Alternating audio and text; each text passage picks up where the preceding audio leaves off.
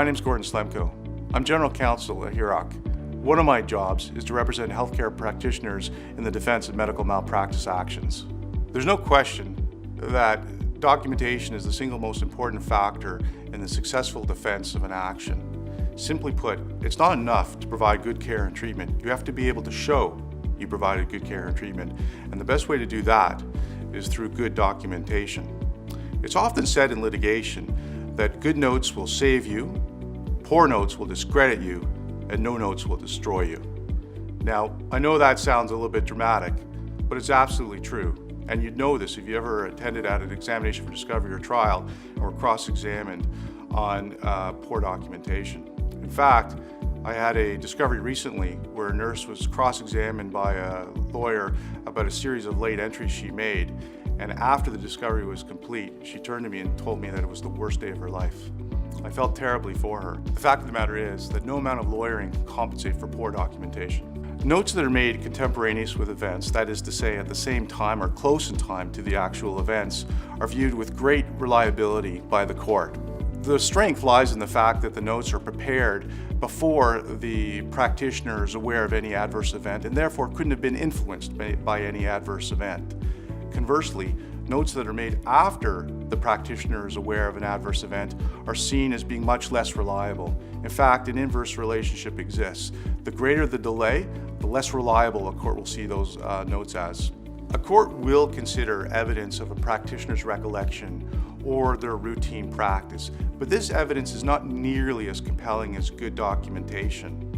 The problem with a practitioner's recollection is the same as with a late entry.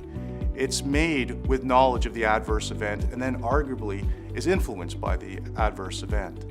The problem with routine practice is the practitioner has no way of definitively showing that they adhered to their routine practice in that particular case. In fact, it may be the plaintiff's position that the reason the adverse event occurred is because the practitioner deviated or failed to adhere to their usual practice.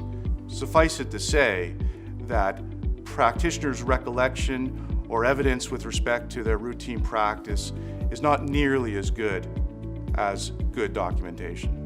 Good documentation is fact-specific. As a result, it's difficult to say in the abstract what good documentation looks like. But for people who are interested in good documentation, I would suggest that they refer to HIROC's documentation guide. That guide has a lot of wisdom for people interested in documentation. Sometimes practitioners think that they know when a matter is going to become litigious and that they reserve their best record keeping for those instances. While it is true that sometimes you may know that something is likely to become litigious, it's not always the case, and a trial I had recently is a good example of this. The trial involved the death of a patient who allegedly had been discharged prematurely, and the case really turned on a conversation that allegedly occurred between the daughter of the patient and the defendant nurse. At trial, the daughter testified that she spoke to her mother and her mother told her that she wasn't ready to be discharged, and that the daughter then relayed this information to the nurse.